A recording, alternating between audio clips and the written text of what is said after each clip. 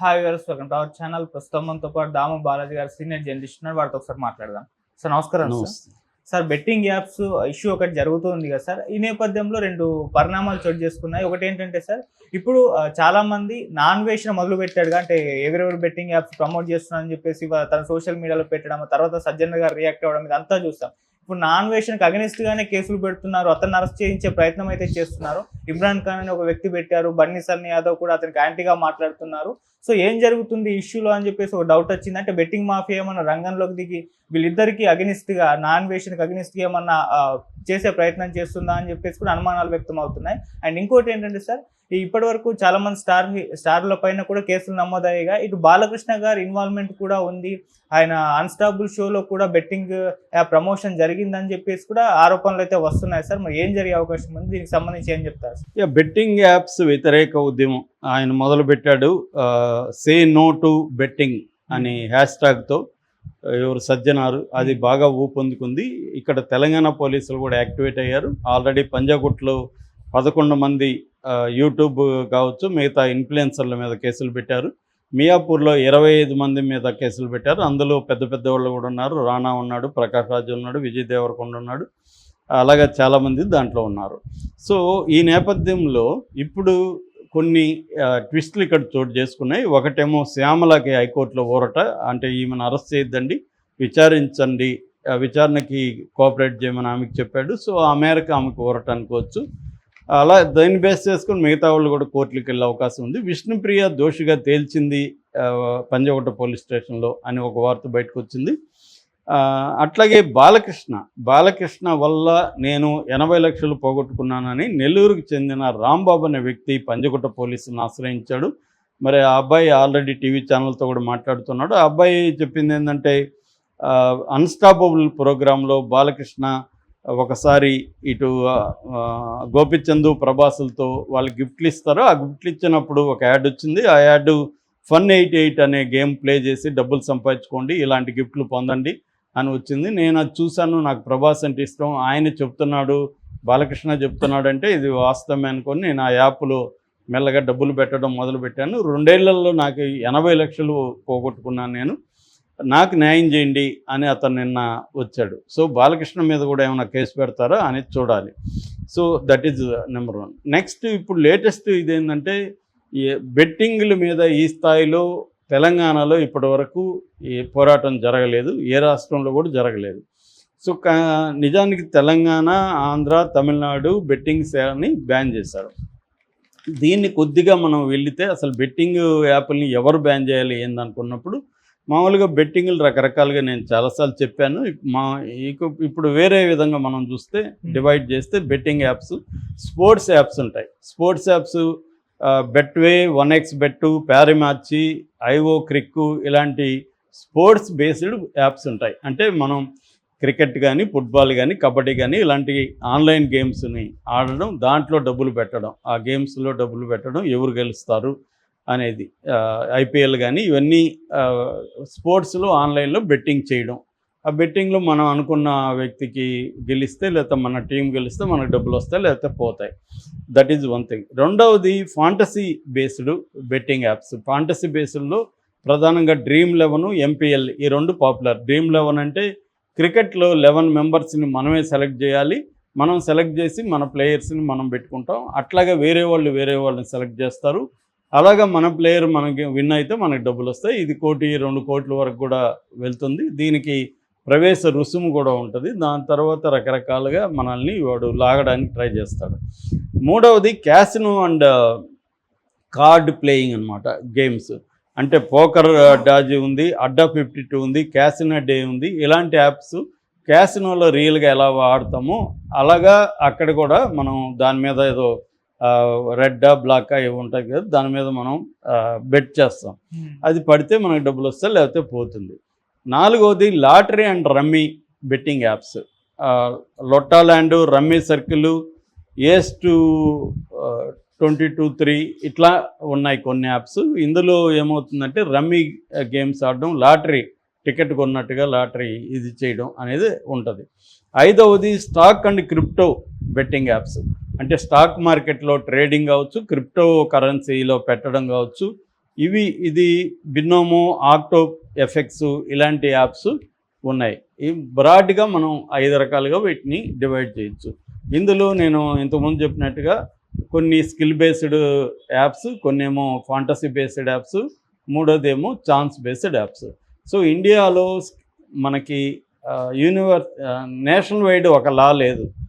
Gambling act ఉంది, తర్వాత IT act ఉంది, ఇవి ఉన్నాయి తప్ప మొత్తం ఇదేంటంటే స్టేట్ సబ్జెక్ట్ అనమాట.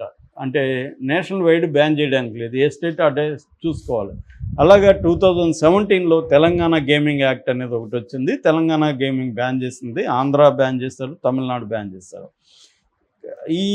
దీంట్లో ఏమైందంటే కొంతమంది ఏం చేస్తున్నారంటే ఈ గ్రే ఏరియా ఉంది. అంటే ఇప్పుడు for example fantasy and skill based ఈ రెండింటినీ అలో చేస్తుంది గవర్నమెంట్స్. సుప్రీంకోర్టు కూడా ఫాంటసీ కింద ఫాంటసీ దాన్నే స్కిల్ బేస్డ్ అని చెప్పి వాటిని అలో చేసింది. ఓన్లీ ఛాన్స్ బేస్డ్ వాటిని మాత్రమే బ్యాన్ చేస్తుంది. ఈ క్రమంలో ఏం చేస్తున్నారంటే ఈ బెట్టింగ్ యాప్స్ ఇండియా నుంచి కొన్ని ఆపరేట్ అవుతున్నాయి, కొన్నేమో విదేశాలు మాల్టా, జిబ్రాల్టర్, కురాకావో ఇలాంటి దేశాల నుంచి ఇవి ఆపరేట్ అవుతున్నాయి. సో వాళ్ళకి అక్కడి నుంచి ఆపరేట్ అవుతాయి కాబట్టి ఇక్కడ ఉన్న చట్టాలు వాటికి వర్తించవు. సో ఇక్కడ కూడా ఏం చేస్తున్నారంటే ఛాన్స్ బేస్డ్ యాప్స్ కూడా మేము స్కిల్ బేస్డ్ యాప్స్ అని చెప్పేసుకొని వాళ్ళు గవర్నమెంట్ నుంచి పర్మిషన్ తెచ్చుకుంటున్నారు. గవర్నమెంట్ కూడా ఏం చేస్తుంది, వీళ్ళకి 30% ట్యాక్స్ ప్లస్ సెస్ అంటారు, ఎడ్యుకేషను, హెల్త్, స్ట్రెస్ అన్నీ కలిపి 39% వరకు ట్యాక్స్లు ఈ యాప్స్ మీద వేస్తారు. ఈ యాప్స్లు ట్యాక్స్ కడతారు. సో 39 అంటే 40 వేసుకుందాం, 40% ట్యాక్స్ గవర్నమెంట్కి వస్తుంది. కాబట్టి గవర్నమెంట్ కూడా వీటిని చూస్తున్నట్టు వదిలేస్తుంది. సో ఈ క్రమంలో వీళ్ళు ఏం చేస్తున్నారంటే ప్రమోషన్లు రకరకాల పద్ధతులు చేస్తున్నారు. ఒకటి ఈ ఇన్ఫ్లుయెన్సర్లను పెట్టుకోవడం, 2 ఏదైనా ఐపీఎల్లో జరిగినప్పుడు టీవీలో యాడ్లు ఇవ్వడం, క్రికెటర్లను పెట్టుకోవడం, సినిమా స్టార్లను పెట్టుకోవడం, తర్వాత గేమ్ ఆడేవాడిని కూడా ప్రమోషన్కి వాడుకోవడం. నువ్వు కానీ ఇంకొక 5 మందికి రెఫరల్ ఇస్తే నీకు ఇంత ఫ్రీ ఇస్తాము, ఇంత పర్సంటేజ్ కమిషన్ ఇస్తామని చేయడం. సో వీళ్ళు ఏం చేస్తారంటే నాకు ఇంత డబ్బులు వచ్చింది, నేను ఆడానని మనం లేనిపోయిన అబద్ధాలు చెప్పి ఎందుకంటే వేరే వాళ్ళని చేర్పించాలి కదా, అందుకని నాకు డబ్బులు వచ్చింది, బాగా వచ్చింది, నేను గేమ్ ఆడుతున్నాను, నువ్వు బ్రహ్మాండంగా ఇంట్లో కూర్చొని సంపాదిస్తామని వీడు చెప్పి ఇలాగా జరుగుతుందన్నమాట. సో ఈ నేపథ్యంలో ఏమైందంటే ఎప్పుడైతే సజ్జనార్ దీన్ని తీసుకున్నాడో పోలీసు తెలంగాణ పోలీస్ సీరియస్గా తీసుకొని పెద్దవాళ్ళ మీద కేసులు పెట్టింది. దీంతోపాటు సైబర్ సెల్ బ్యూరో ఉందన్నమాట, తెలంగాణ సైబర్ క్రైమ్ బ్యూరో ఉంది. ఆ బ్యూరో రంగంలో దిగారు. ఆ బ్యూరో తరపున ఇప్పటివరకు 113 యాప్స్ని వాళ్ళకి నోటీసులు ఇచ్చారని 108 యాప్స్ని బ్యాన్ చేశారు. బ్యాన్ అంటే దీన్ని ఏమంటారంటే